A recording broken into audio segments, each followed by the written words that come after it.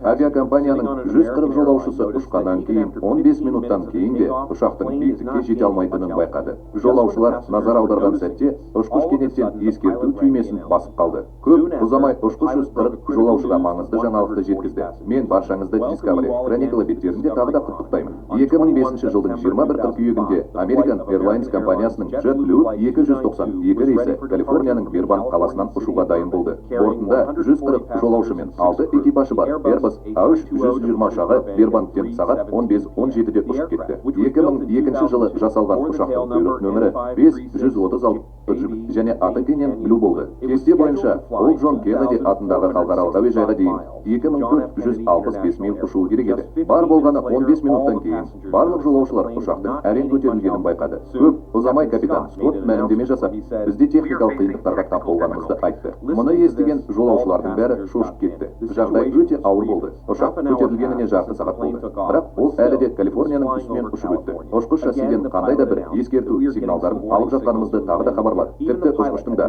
бұл ескерту сигналдары туралы түсінігі болмады. Бербанктен көтерілгеннен кейін ұшқыштар шассиді тартып ала алмады. Содан кейін олар Лонг-Бичтегі Лонг-Бич муниципалды әуежайының үстінен төмен ұшып өтіп, әуежайды басқару қызметкерлеріне қонуға әрекет жасамас бұрын шассидің зақымдануын бағалауға мүмкіндік берді. Мұрын дөңгелегі солға 90 градусқа бұрылғаны анықталды. Фюзеляж бортында басқару мұнарасы капитанға тағы бір жағымсыз жаңалықты жеткізді. Олар оған Лонг-Бичтегі жергілікті жаңалықтар арналары 292 рейстің шассиінің құлауы туралы бейнежазбаны түсіріп алғанын және қазір американдық жаңалықтар арналарында тікелей эфирде көрсетіліп жатқанын хабарлады. Бұл ғана емес, жолаушылар бұл жаңалықты теледидардан көреді. JetBlue авиакомпаниясының ұшағы әуежайдан ұшып шыққанына 50 минут болды. Ал ұшақ Калифорнияны үздіксіз айналып өтті. Шассиді шығаруға ешқандай мүмкіндік болмады. Егер ұшақ осындай жағдайда қонуға әрекеттенсе, үйкеліс нәтижесінде пайда болған өрт жанармай багына таралуы мүмкін және бұл қауіпті салдарға әкелуі мүмкін. Лонг-Бич әуежайына қонудың орнына әуе кемесінің командирі ұшақты Лос-Анджелес халықаралық әуежайына оның ұзақ мерзімді мүмкіндіктерін пайдалану үшін бағыттады. Кең ұшу қону жолақтары мен заманауи қауіпсіздік техникасы. Ұшқыштар Бербанктегі Боб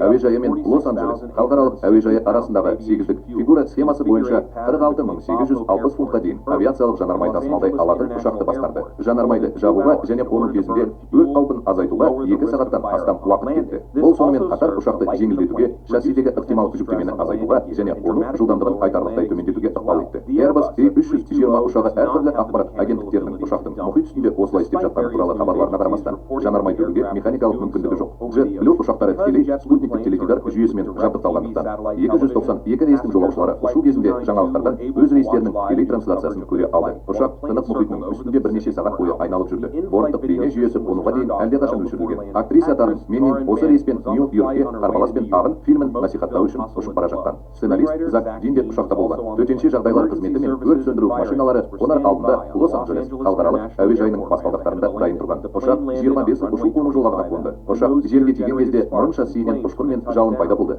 Бірақ әйтпесе ұшақ зардап шеккен жоқ. Мұрын шассиін жерден мүмкіндігінше ұзақ ұстап тұру үшін ұшақты баяулату үшін кері итеру қолданылмады. Нәтижесінде ұшақтың баяулауы әдеттегіден ұзағырақ болды және кешкі сағат 18:20-да 11096 футтық ұшу қону жолағының соңына дейін небәрі 1000 фут жерде тоқтады. Ақырында ұшқыш қону үшін алдыңғы қону шассиін босатты. Ұшақ жерге тиген бойда үйкеліс салдарынан шасси өртеніп кеткен. Өрттің қатты болғаны сонша ішіндегі жолаушыларда ыстықты сезінді. Бірақ көп ұзамай бәрі тынышталып, ұшақ тоқтады. Дәл осы сәтте ұшқыш, экипаж, жолаушылар және бүкіл Америка тікелей эфирде не болып жатқанын көріп, жеңіл дем алды. Жолаушылар бірінен соң бірі эвакуацияланды. Үйкелістің қатты болғаны сонша алдыңғы шассидің дөңгелегі екіге бөлініп кетті. Тергеу барысында алдыңғы шассиде доңғалақтың айналуына жол бермейтін бекіткіш бар екені анықталды. Өйткені бекіткіш сынғандықтан шасси көтерілгеннен кейін көп ұзамай 90 градусқа бұрылды. Ұшқыштың керемет шеберлігінің арқасында бірде-бір адам зардап шеккен жоқ.